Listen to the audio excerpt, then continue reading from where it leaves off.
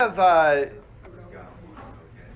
we have covered a lot of interesting ground in the last 4 weeks. We started with a survey of creation models and a discussion about what might be biblically permissible in the discussion of creation and science.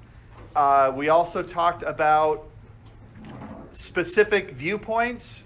We had Keith Carusos give us a very in-depth explanation of young earth creationism with some of his point-by-point positive affirmations and some. David English last week gave out a pretty interesting handout with lots of different phrases and words in Genesis connected to show some of the main ideas that maybe transcend the conversation about the age of the earth and that we should really pay attention to. I think he even made the claim that Adam was the first scientist.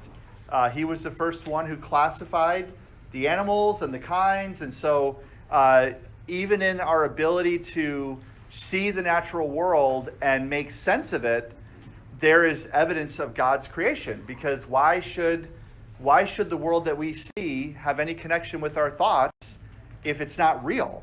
And that's a very interesting rabbit hole to go down. But he was basically talking about how Adam was given the ability by God to understand the nature of these animals and to define who they were.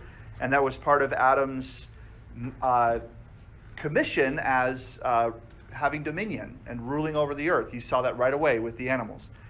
So and I kind of front-loaded this and showed my cards a little bit. We've covered the two biblically permissible, in my opinion, creation models, which are young earth creationism and creationism. Both are affirming of a historical Adam. Both are affirming of a historical Garden of Eden. Both are affirming of original sin. Both are affirming of a flood that killed all of humanity. Both are affirming of Genesis as historical narrative. Old earth creationists see a little more happening there, but they put some pretty tight fences around that. Today, I'm going to take about 20 minutes, hopefully not much more than 20 minutes, and give a very surface overview of theistic evolution as a creation model. And then we're going to look at some of the implications of that model. And I'm hoping that at the end of this, we have about 20 minutes or so for some unguided Q&A, because we've covered a lot of stuff. And I know we've had a little bit of time each week for some question and answer, but I'd like to allow for that today. So we're going to begin with what is theistic evolution? What does this mean? And the very first thing we need to see is that the key claim of theistic evolution is real and the Bible is true. That's the basic point that theistic evolution supporters are making. They're saying we have no reason to question evolution. It happened. It's true. We don't want to tinker with it. But we also believe the Bible is true. That's what they will say at the front end. I want to say at the beginning, just to clear this up, and this is my opinion, belief in theistic evolution does not put someone's salvation in question. It is not an issue of salvation. The substitutionary death of Christ, his resurrection, belief in original sin and the need for repentance, that is what salvation is about. So if a person is a Christian and they want to resolve some of their difficulties with Genesis by believing in evolution, I don't think it's an idea, but we really need to be careful when we lump this all together with Orthodox Christianity. The history of the church, there's been lots of room for discussion when it comes to science and theology. There have been all kinds of debates going all the way back to Augustine and the church fathers. So this isn't a conversation. So when I'm harsh on theistic evolution, I just want to be clear, because I'm going to be pretty hard on them. I'm not questioning someone's salvation if they believe in theistic evolution. I just don't think that it's a very good creation model. I think you lose way too much if you go here, okay? So let's look at some of the basic tenets of theistic evolution. One is that natural revelation and special revelation are both authoritative revelations of God. Now, I shared this a few weeks ago. I believe that to be true, But what a person who believes in theistic evolution will say, they'll go so far as to say that special revelation shouldn't really put any boundaries on the observations of science. That we should treat both as revelations from God, and what they tend to do is where they see a contradiction between God's special revelation and what science observes, they tend to almost always go with the science. And as a general rule, I don't think we should have an adversarial relationship between the Bible and science, but the science is not as settled sometimes as we're told. And so, they would be as affirming of natural revelation as you can possibly get, is what I'm basically saying, okay? Young Earth creationists, by the way, believe in natural revelation, but they believe it's severely corrupted by the fall. And so they're actually, young Earth creationists are pretty skeptical about some of the observations of scientists when they start talking about radiometric dating and other aspects of creation. Old Earth creationists are kind of in the middle. They accept that the Earth is old, but they also put some boundaries around the observable science and say, you know what, I'm not going to give up some of the core tenets of the Scripture, which we'll see in a little bit. The second basic tenet of theistic evolution is that scientific research reveals truth about God and cannot be used to disprove God. This is in love with the first thing. So so Francis Collins, for example, he's the head of the Human Genome Project, brilliant man, solid evangelical Christian. But one of the things he would say to an old Earth creationist or a young Earth creationist is, guys, you're being too insecure about this. All natural revelation is God's revelation. It can't contradict or disprove God. So basically what they say is, you have to separate the scientific claims of evolution from philosophical claims that atheists will make based on evolution. So when you're reading a book by Richard Dawkins or Stephen Hawking or Sam Harris or some of the more popular atheist authors, what a theistic evolutionist will say is, believe the observable science, throw out all the philosophical stuff about how this means there's no God and we're all just literally meat machines. We're just basically robots but with flesh on. Theistic evolution says these are separate issues and Christians should be able to do the science of evolution without the philosophical baggage, which our doctor of history here pointed out very helpfully a few weeks ago that evolution has a lot of philosophical baggage. And it has a lot of ethical baggage when you look at, I'm forgetting the term now, but what's the term for selective reproduction, selective abortion? There's a term for that. Eugenics, is that the term? Okay, so there was a lot of eugenics that came out after evolution. There was a lot of racism. It wasn't that evolution created racism, it's that the existing paradigm of racism, evolution fit right into that. So when you read some of Darwin's works and some of the original scientists who were, they were all European, who were promoting evolution, boy, when they found these indigenous brown people who were, in their mind, backwards in culture and all this stuff, that fit right into their idea that there had been this progressive evolution from lower forms to, and they actually had a debate early on about, are these Tanzanian people, are they humans? Are they sort of in between human and human? And today when you read that, you're shocked to read that. I mean, because we know beyond a shadow of a doubt that these are just different cultures they're people. But when you read some of the early, so there's a lot of baggage with evolution. And what the theistic evolutionists want to say is, we got to separate that out. It's a science, the philosophy is a philosophy, and they're not the same thing. And I would just say, and we can come back to that in question and answer if you want to talk. There's some truth to that and there's some error to that, because I do think it's hard to separate them completely. The third tenet of theistic evolution is that modern science is a true and reliable study of the world and how God created it. So you're seeing a theme here. And here's the thing I'll say about this. Theistic evolution is not really a creation model. Because what theistic evolution says is, what modern science tells us is the truth about how the world is and how it came to be, and the Bible really doesn't have an opinion about it. When the Bible speaks of creation, it's just speaking poetically or as an allegory. There's here, nothing here to see, 6 days, genealogies, worldwide flood, Tower of Babel. It doesn't matter if these things actually happened. Now, they wouldn't say it that bluntly, but that's basically where they come around to. Let's look at the science. Let's let the science say what the science says. Let's look at the Bible and let it be a spiritual book. And one thing there are some concessions made. For example, some people like Francis Collins will say that the first modern humans that evolved from, and we'll get into what evolution teaches because that's pretty important with theistic evolution in a minute. Francis Collins, I believe, says that the first modern humans that evolved from lower primates, that God specially ensouled that pair and that there was a real Adam and Eve. And I applaud him for that because he's at least acknowledging that we're losing a lot if we lose Adam and Eve. But when he does that, that's an exception. I mean, that's sort of an exception to the rule when you look at Biologos as an organization and the teachings of theistic evolution.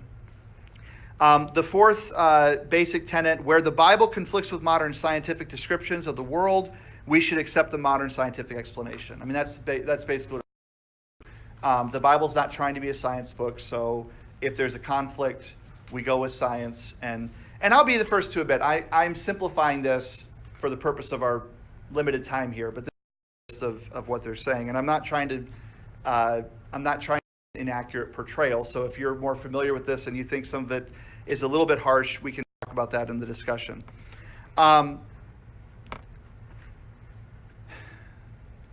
So it's important, if we're going to talk about theistic evolution, we need to get a basic handle on what is evolution, what are the claims of evolution. And the first claim is that all life and non-life is the result of a bang which happened 14.5 billion years ago. Old Earth creationists are willing mostly to agree that the Big Bang was probably God's original creation event, and they accept an older universe. But we're separating off from theistic evolution, and we're just looking at what is science, what does it mean scientifically to say evolution. The first tenet of evolution is that everything, humans, bacteria, bunny rabbits, golden retrievers, rocks, it's all from a very microscopic mass of material that exploded into reality about 14.5 billion years ago. That's where everything came from. And your typical scientist will say what was there before, how it got there is not a scientific question. We're just, they're just saying, we're just looking at the scientific data and saying, this is what happened.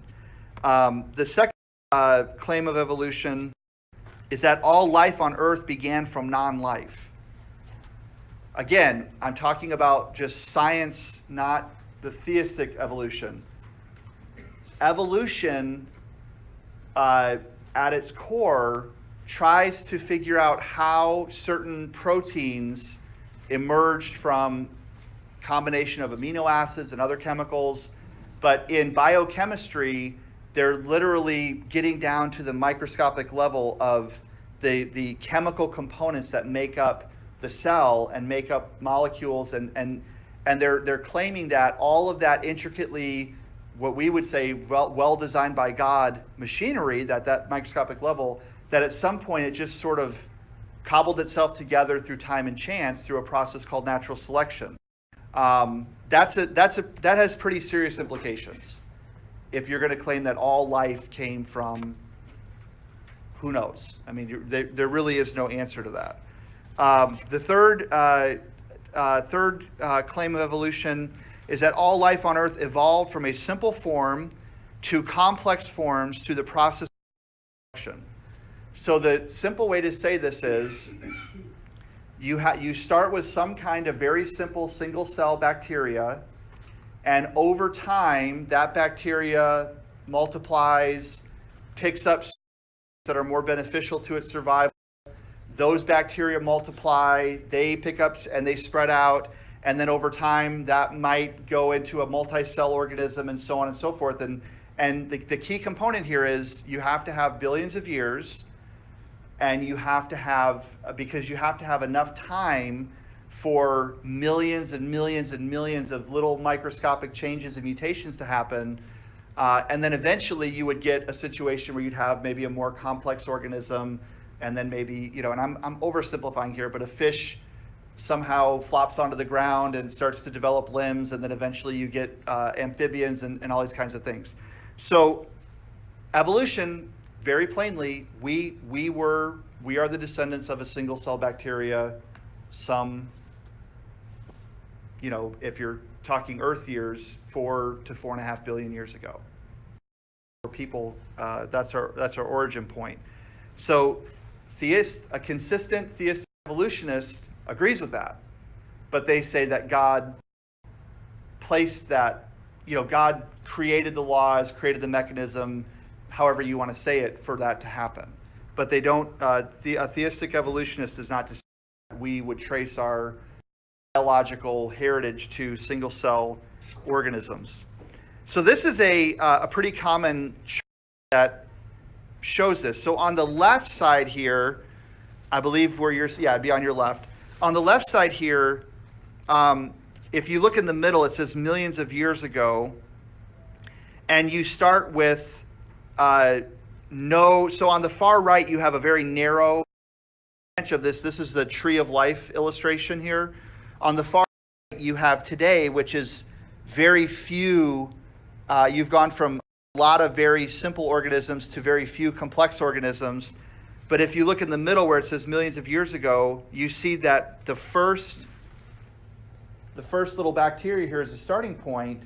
And then what you have over time as you move out to your left is today you still have bacteria, but as you go from the bottom left and curve around to the bottom right, that's what they're saying is happening, is that these simple organisms are, through natural selection, they're picking up beneficial traits, they're passing them on to the next generation. Eventually, they've picked up so many separate traits that they become a new species, and eventually they, you go from simple to complex, and you get to where you are today. So this is actually out of a textbook. This is a very common illustration of what a college or high school biology student would see when they're being told what natural selection looks like.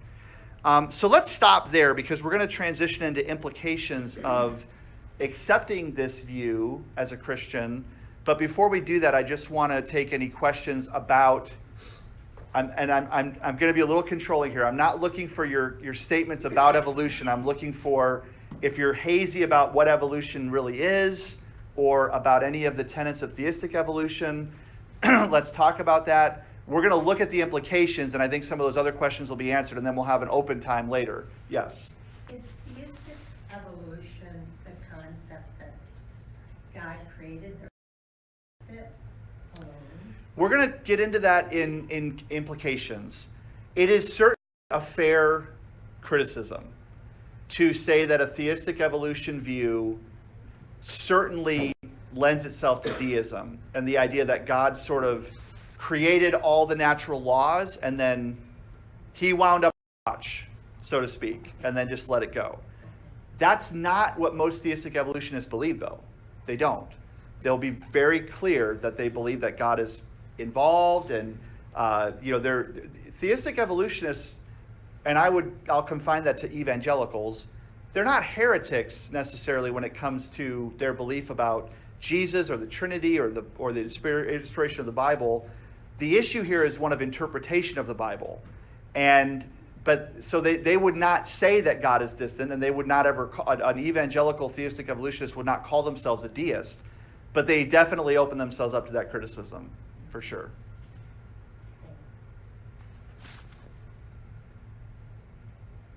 Any other questions on evolution? Okay, yes, yes. Could you define again the natural selection versus, just give a brief description of selection? Right, so, and again, my understanding of it, I have studied it, but I'm not, if anyone here is a biologist and I'm butchering it, I'm open to criticism. But basically, natural selection is the idea that we all reproduce and we pass on certain traits to our offspring. So in the evolutionary model, as organisms reproduce, some of those traits are more beneficial than others, and so those populations thrive more than other populations. A little spin-off of that is that sometimes a population will become isolated. So let's say you have seagulls and a storm blows them from Sanibel Island, off to some island off the coast of Mexico or something.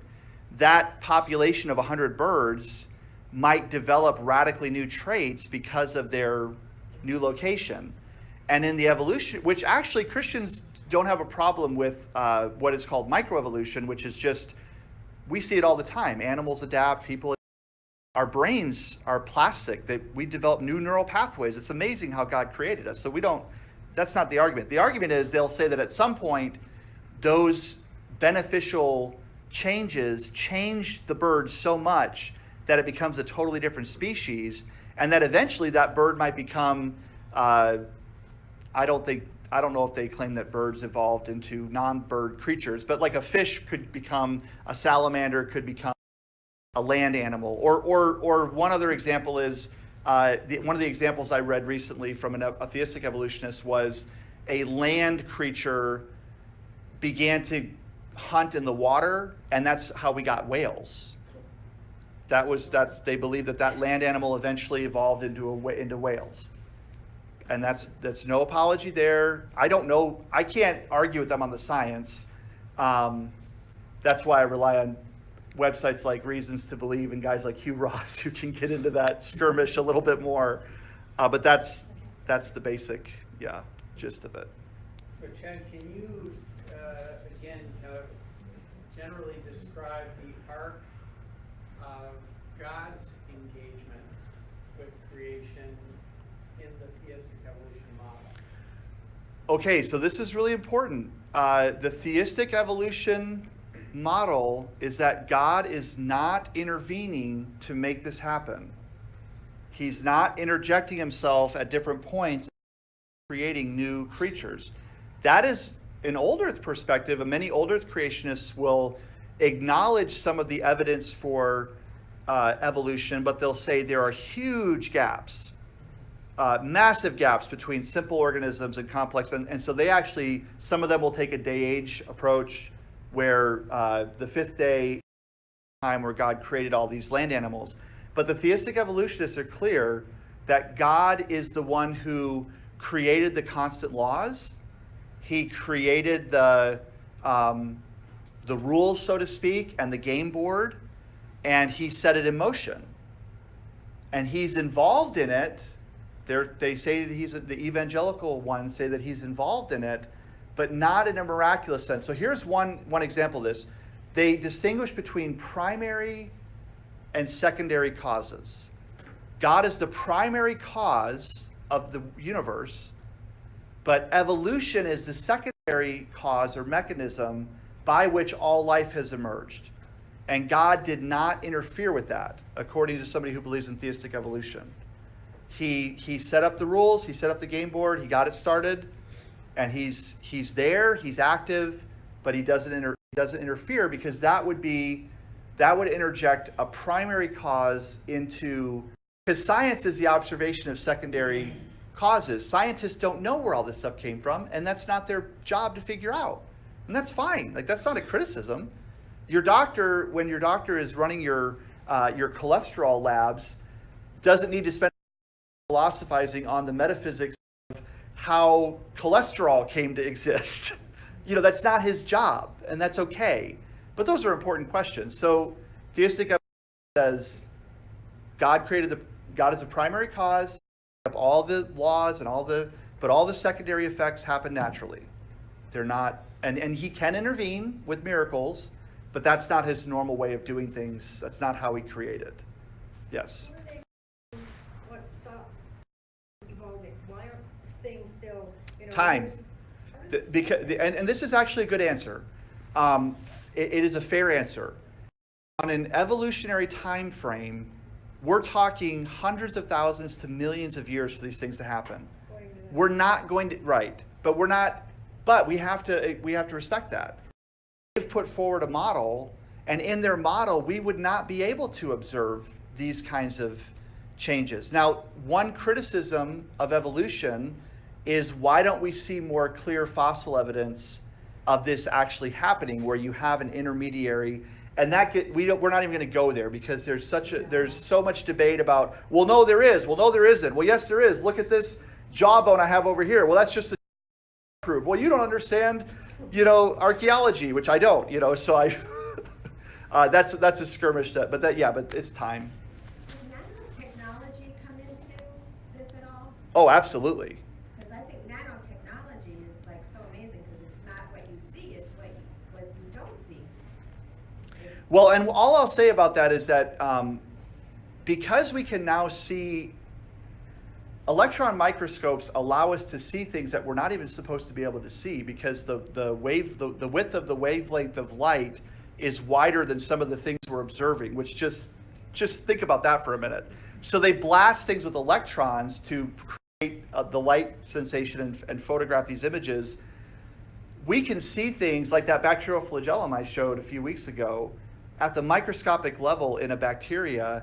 And what we're finding is, yes, at the basic building block level of life, it's all chemicals, but those chemicals are amazingly organized and working together. An illustration I heard was, imagine if you walked into a room and somebody had like 300 magnets laying on the ground, and they flipped a switch and all the magnets came together and started dancing around and served you a sandwich and did all these things. And then they turned the switch off and the magnets went back on the floor. And one guy said, wow, that's amazing. How did you design that? And the other guy goes, what are you so impressed about? It's just magnets. And that's to go to your point, when you get down at the microscopic level, how did all this stuff and the other thing is, DNA is information. And that's a big challenge for evolution. Where did information come from? Because information is not in the category of life. Information is just information. DNA is a complex binary code that is more complex than computer code. And yet it's what runs out. So yeah, that's a big question for evolution. Like, where did that come from? Exactly, yeah. What ideas do with the law of thermodynamics? When everything left to itself will degress. Well, I mean, it's just for a theistic evolutionist, I would imagine it's just a fact of reality. It doesn't, that particular really mess with their viewpoint, because they would say that we're in a closed system, and so when the Big Bang happened, you had all this, you had all this positive force working against that deterioration, but that, yes, eventually it just all kind of winds down again. But I would imagine they would just say, well, that's just a fact of science. That doesn't have any bearing on how God created, or I don't imagine they would find that to be a problem. Really? Yeah. Now an atheist, that's a problem, because if the universe is eternal, it should have run out of gas by. I mean, if the universe has been around for 14.5 billion years on its own, and 14.5 billion years before that, and to infinity, shouldn't it have run out of gas by now? But anyway, that kind of gets into some of the. When you really go deep into this, you can get lost in the weeds with some of the debates. At least if you're me. If you're smarter than me, maybe you don't get lost. All right, well, let's look at some of the implications here, and then we'll have some more discussion. Carol, this goes back to your earlier question. One of the implications of theistic evolution is that God appears distant from creation. If he created the rules, created the game board, and sort of set it in motion, then you are certainly open to the argument that God is distant. This actually was already happening before Darwin.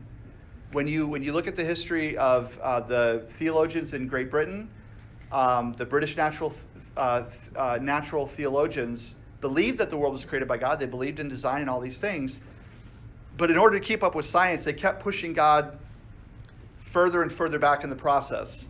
So early on, he was very active in everything. And by the time you get to Darwin's day, many of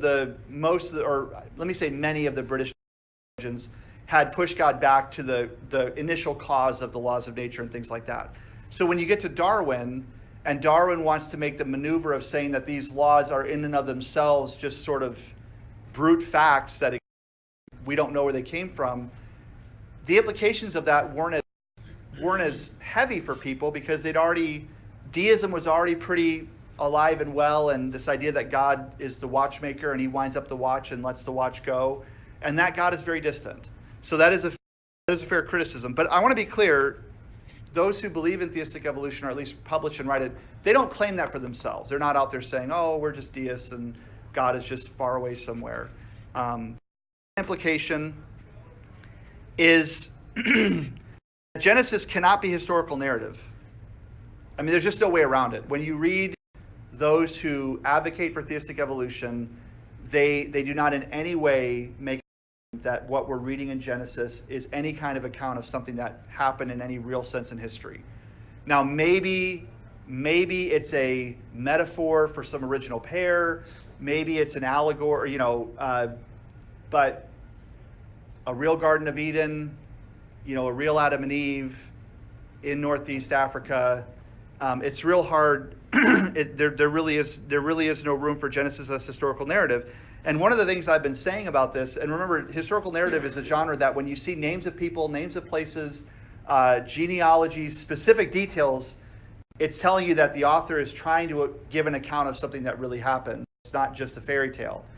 I've said this before, that Genesis cannot be less than historical narrative. It's okay if there's more going on there.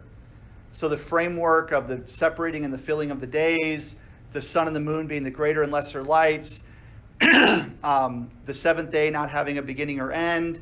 There's lots of things in there that go, okay, maybe there's more going on here than just the historical narrative, but it can't be less than that. And I don't think it's in bounds to make Genesis less than a historical narrative. Happening there, but there has to be and I'll get into why. There's some other reasons why this is true. Another implication is that Adam and Eve are not historical. Now, I've already said that Francis Collins and some others have tried to account for this by saying that there was some pair that was ensouled. But the problem is that evolution believes that the leap, so to speak, from a lesser form to a higher form did not happen with individuals, but groups. So you'd have a group of a certain kind of animal over a long period of time adopting the same beneficial trait, and then eventually that whole group would become a new species, and there'd be all kinds of stuff in between happening with interbreeding and things, but eventually you get a new species. And because they're committed to the science of evolution, that you can't have, unless God breaks in and specially creates, you can't have that. So in the Collins view, which I'm not an expert on Collins' position, but in the idea that God ensouled Adam and Eve, he still has to allow for the fact that there were other humans besides Adam and Eve in the beginning. And that that's where Genesis 4 and Cain and all these other people came from, is that it wasn't just Adam and Eve. And the problem with that is that it threatens the doctrine of man in God's image, and it threatens, I'll come back to that. It threatens the doctrine of original sin and substitutionary atonement. If you look at Genesis chapter 1, so Jeff, if you don't mind, would you read verses 26 and 27 of Genesis 1?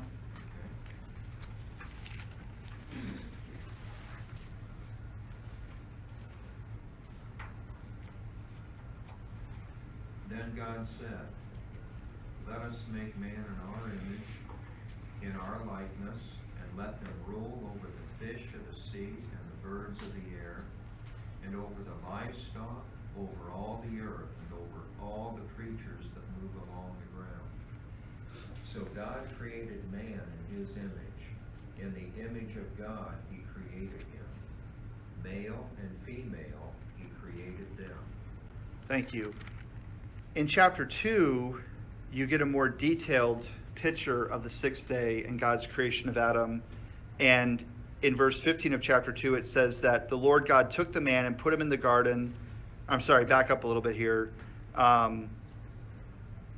Verse 7, the Lord God formed the man of dust from the ground and breathed into his nostrils the breath of life, and the man became a living creature. And then later he creates Eve out of the side of Adam. And again, if this is a historical account of what happened, there's a lot of effort being made to focus on this individual pair of people. And especially when you look at the first 25 verses, or actually 24 verses, the first 24 verses of Genesis is the account of all of history of the universe. When you get to verse 26, from verse 26 to the end of chapter 3, it's just God and Adam and Eve and what's going on in the garden. That's called slamming on the brakes in terms of the pace of the narrative here.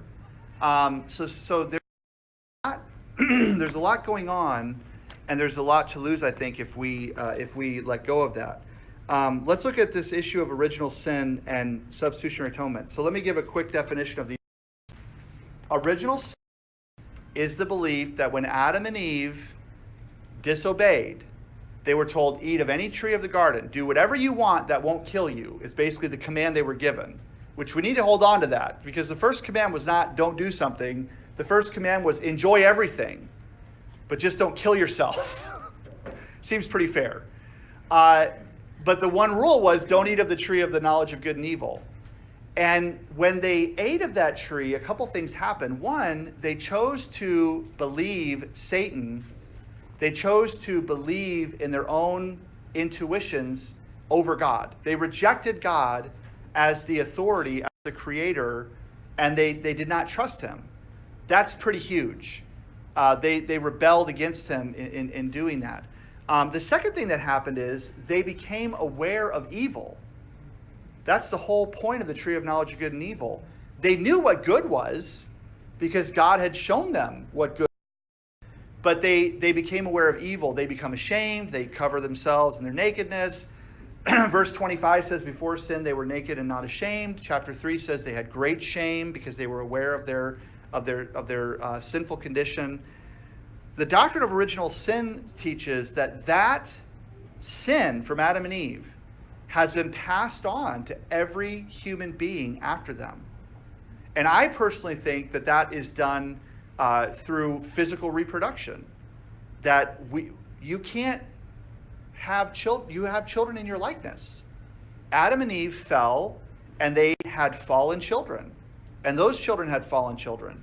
And whether you believe it's a physical transmission or some kind of process, and where God gives each embryo a soul or whatever, original sin says that every person is tainted and is born guilty of sin because of the original sin of Adam and Eve. So this is a couple scriptures that talk about this.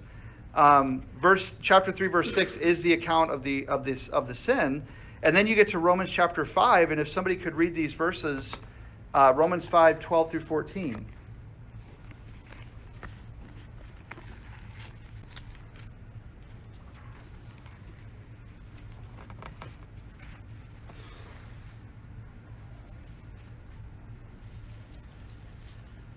Therefore, just as sin entered the world through one man, and death through sin, and in this way death came to all men because all sinned.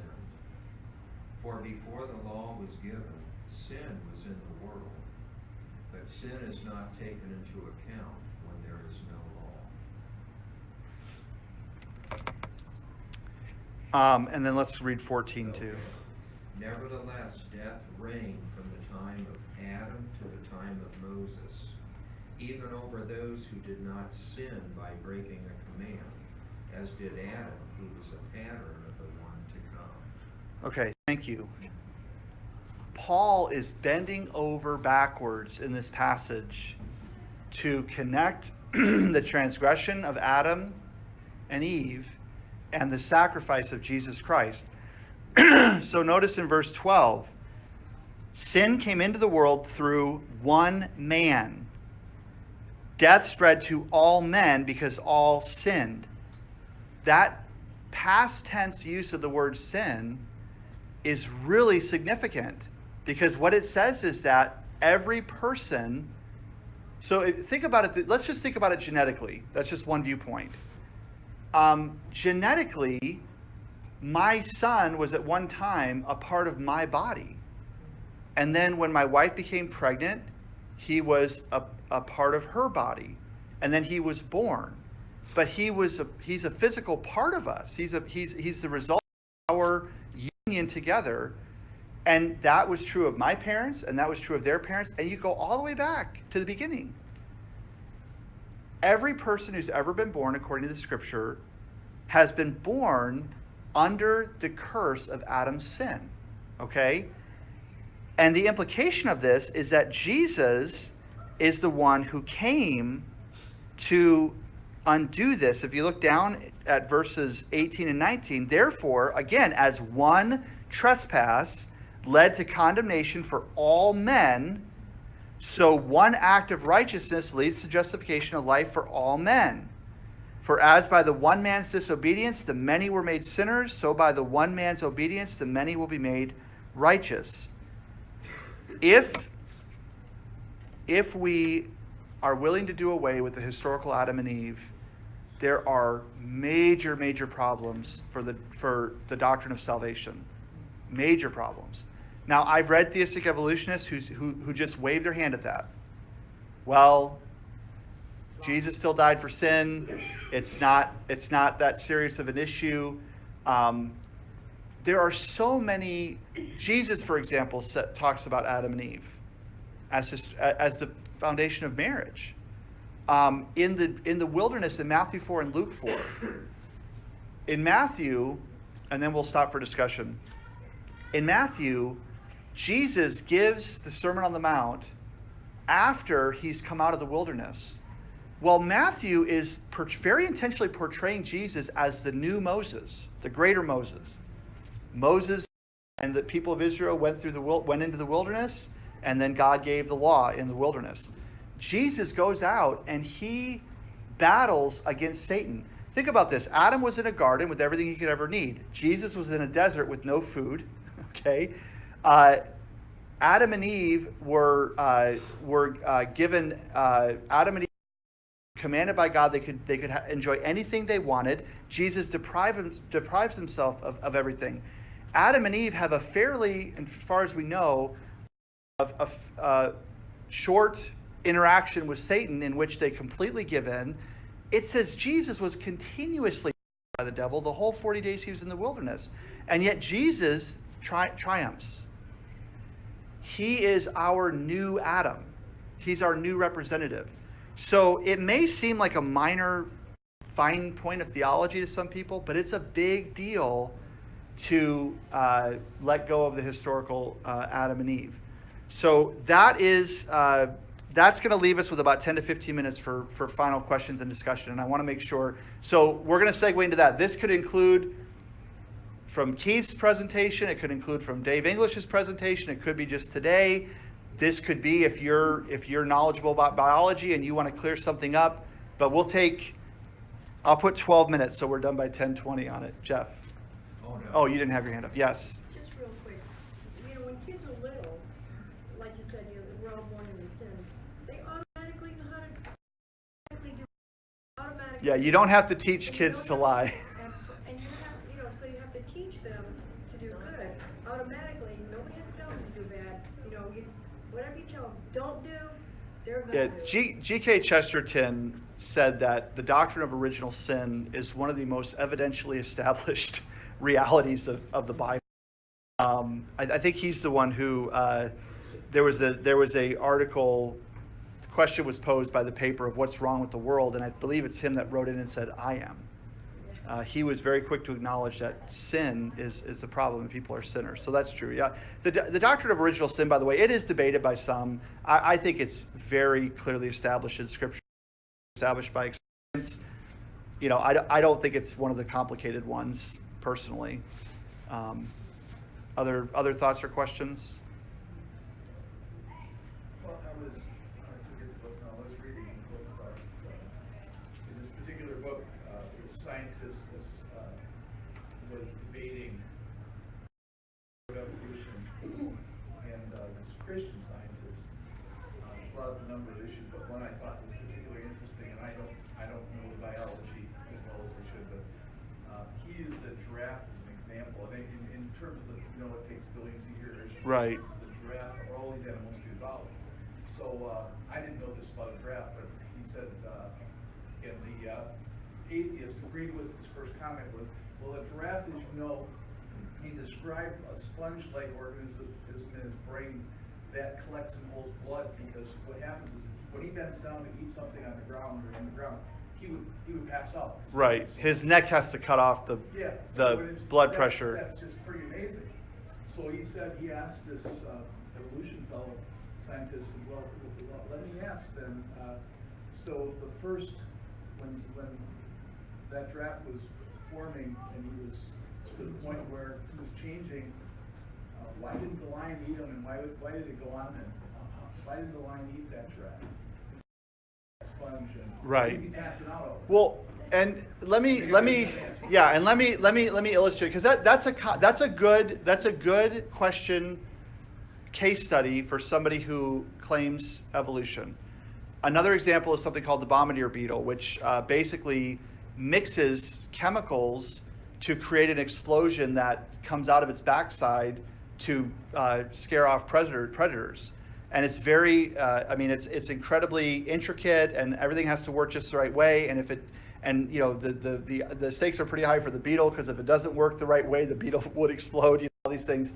And when people like Dawkins and others interact with that, they basically say, well, there's other beetles that have this chemical, and there's other beetles that have that chemical, and there's other beetles that have this part. And so we can see how it would all work out. And the answer to that really is, if somebody asks you how a stereo is built, and you tell them it's by hooking speakers into a radio and plugging it into the wall, you have not explained to somebody how to build a stereo. You've given an example by analogy, but you have not explained how that works. And that is a serious problem for people who accept naturalism, that there is no God and that everything just happened. Well, how did it just happen? And I'm not being cute here when I say that. There is not an answer for that, because that's not a scientific question. So there are scientists who are fair enough to say, well, that's just not a scientific question. I don't know how the bombardier beetle evolved all those parts, but I accept evolution based on these other pieces of evidence. And I believe that as time goes by, we'll learn how that happened more. But for now, we see examples by analogy. That's enough for me, and that's honest. But it's but the ones who their starting point is philosophical naturalism, where there is no God, and they want to argue that point, those are the ones that will try to use examples from analogy to prove evolution and to then prove there's no God. That are honest will say whether or not God exists is a question of science, because science is observing what's here. Pam, yeah, you had a question. Well, I don't have a question. Okay. As far as I'm concerned, I'm a very simple person. I barely graduated from high school. Okay. But it's a simple question to me, because I'm a simple person. Create a blade of grass, you scientists. Create simple DNA or complex DNA. Create the amoeba. Yeah, you could clone, but that DNA and that model is before you, and you Right. just transfer the model, but you cannot create. Well, for being simple, Pam, that was a pretty solid breakdown. You may want to give yourself a little more credit. So, but that's a great. Let me just again, just kind of like I did with the draft thing. Let me just put a little bit of meat on that. That's a good skeleton of argument. What scientists will do is they will. So, Hawking, for example, Yeah. he makes the claim that in the beginning was nothing. But when you read his book, when he says nothing, what he really means is the laws of nature, certain cosmological constants, and so nothing really is. When you really get down to it. And what a lot of atheists will do is they'll show how they can, like you said, how they can manipulate chemicals to, it's amazing. Listen, this is one of the things I just want to step back a minute, because this is not about criticizing scientists. I mean, I tried to make that point about a month ago. The technology, and I mean, we're getting to the point now where we may be able to organs outside of the body. They can take your DNA, however they do it, and grow you a liver that matches your body and then replace your defective liver. That's incredible. It may, but right. it still did not create. But what I'm saying is that you're correct that that is using the existing to do that. What I'm getting at is that it's not a criticism of science to say that scientists can't create ex nihilo out of nothing. So again, a lot of scientists are okay admitting that. We are working with what is already here. But the ones that don't and who are trying to somehow use evolution to prove atheism, the theistic evolutionists will stand right next to you and say that's out of bounds. You can't do that.